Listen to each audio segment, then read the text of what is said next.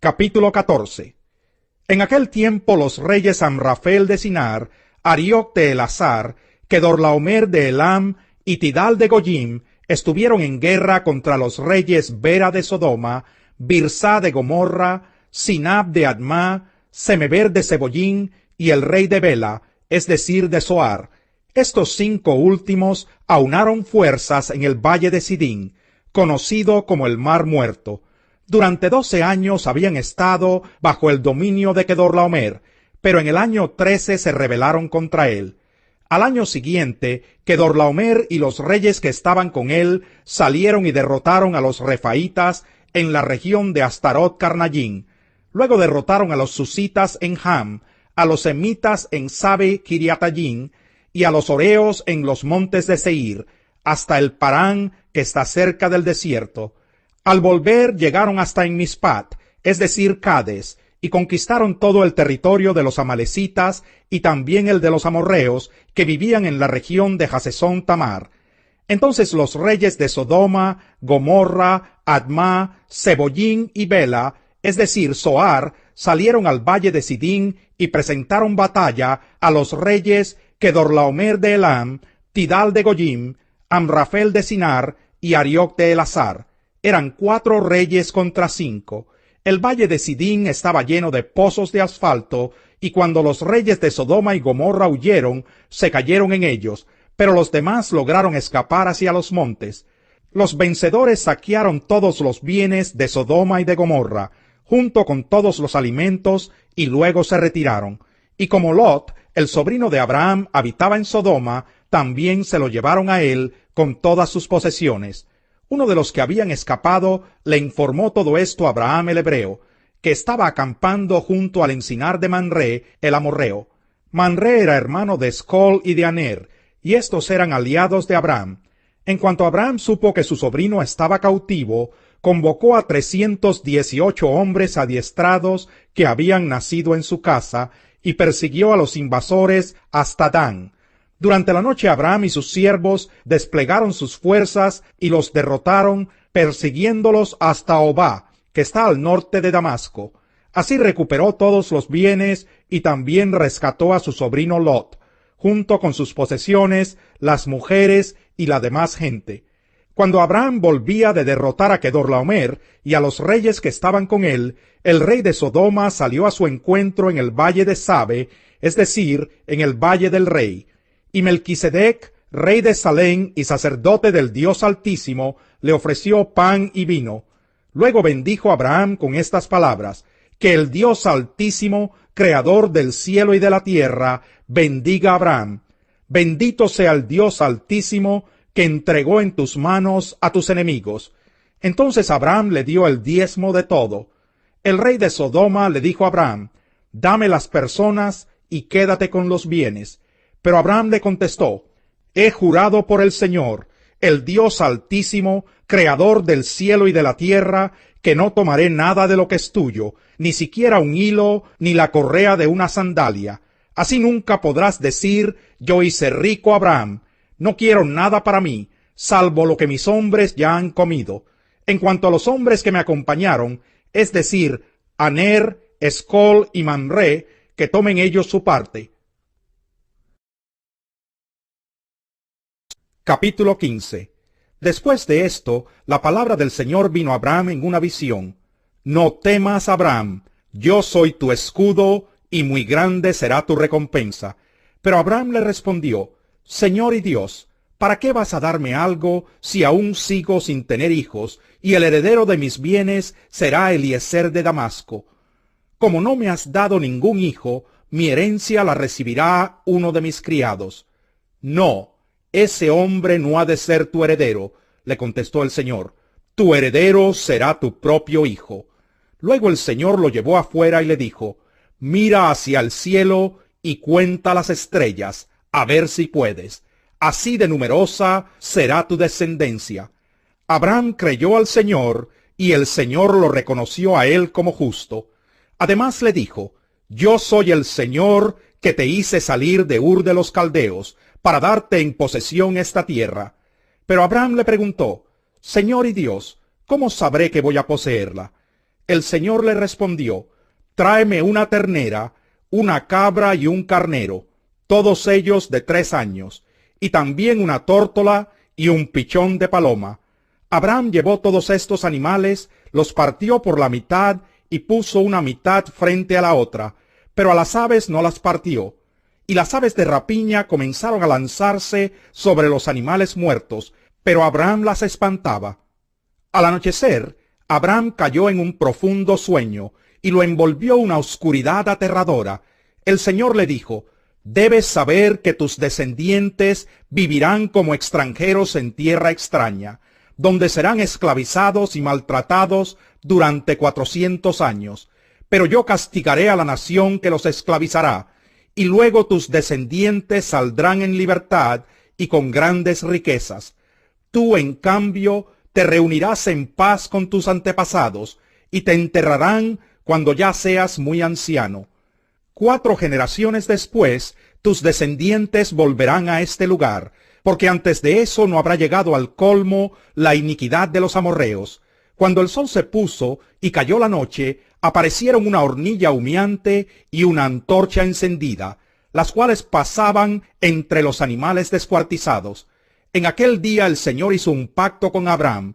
Le dijo: a tus descendientes les daré esta tierra, desde el río de Egipto hasta el gran río, el Éufrates. Me refiero a la tierra de los kenitas, los kenicitas, los cadmoneos, los hititas, los ferezeos, los refaitas, los amorreos, los cananeos, los gergeseos y los jebuseos.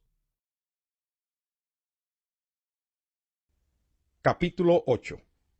Pero Jesús se fue al monte de los olivos. Al amanecer se presentó de nuevo en el templo. Toda la gente se le acercó y él se sentó a enseñarles. Los maestros de la ley y los fariseos llevaron entonces a una mujer sorprendida en adulterio, y poniéndola en medio del grupo le dijeron a Jesús: Maestro, a esta mujer se le ha sorprendido en el acto mismo de adulterio. En la ley Moisés nos ordenó apedrear a tales mujeres. ¿Tú qué dices? Con esta pregunta le estaban tendiendo una trampa para tener de qué acusarlo. Pero Jesús se inclinó y con el dedo comenzó a escribir en el suelo. Y como ellos lo acosaban a preguntas, Jesús se incorporó y les dijo: Aquel de ustedes que esté libre de pecado, que tire la primera piedra. E inclinándose de nuevo, siguió escribiendo en el suelo.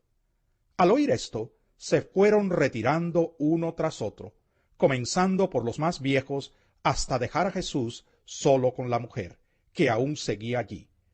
Entonces él se incorporó y le preguntó: Mujer, ¿dónde están? ¿Ya nadie te condena? Nadie, Señor. Tampoco yo te condeno. Ahora vete y no vuelvas a pecar. Una vez más Jesús se dirigió a la gente y les dijo: Yo soy la luz del mundo. El que me sigue no andará en tinieblas, sino que tendrá la luz de la vida. Tú te presentas como tu propio testigo, alegaron los fariseos, así que tu testimonio no es válido. Aunque yo sea mi propio testigo, repuso Jesús, mi testimonio es válido, porque sé de dónde he venido y a dónde voy. Pero ustedes no saben de dónde vengo ni a dónde voy. Ustedes juzgan según criterios humanos.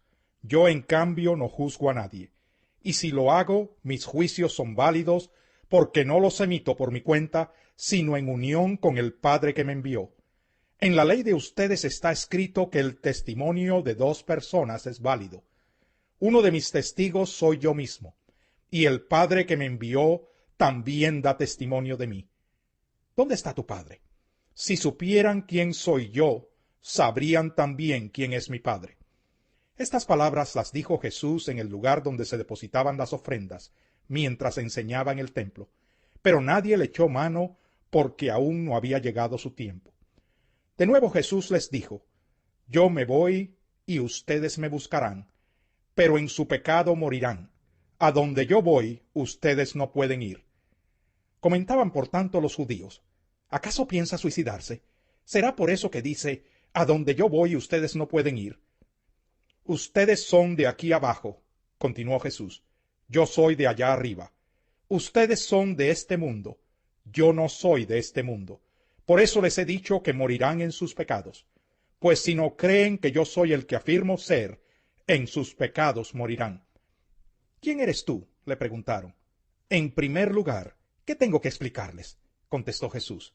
Son muchas las cosas que tengo que decir y juzgar de ustedes, pero el que me envió es veraz, y lo que le he oído decir es lo mismo que le repito al mundo. Ellos no entendieron que les hablaba de su Padre.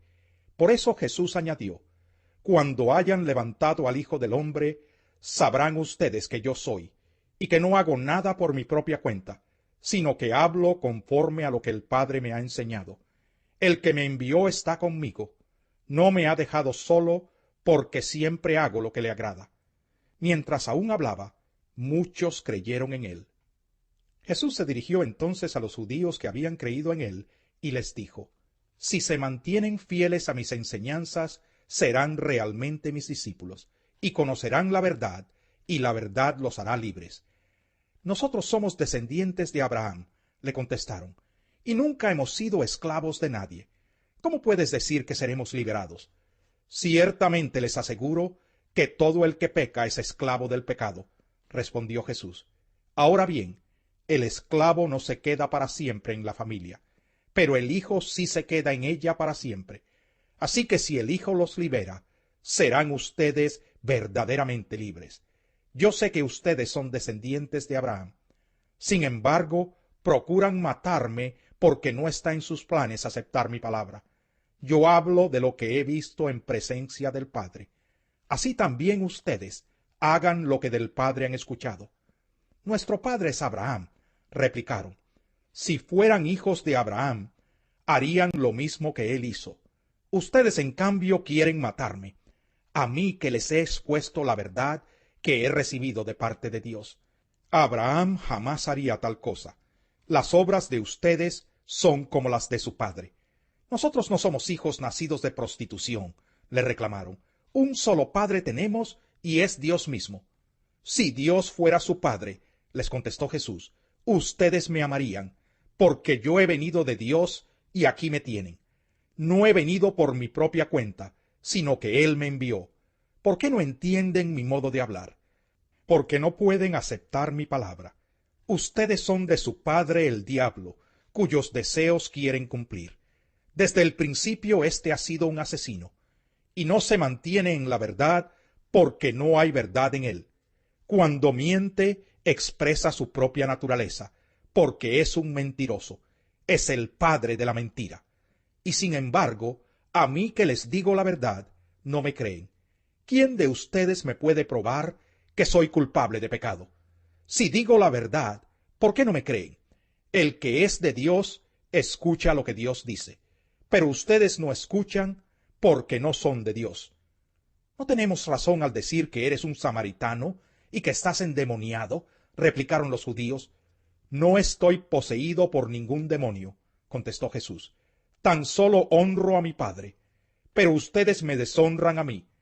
Yo no busco mi propia gloria, pero hay uno que la busca, y él es el juez. Ciertamente les aseguro que el que cumple mi palabra nunca morirá.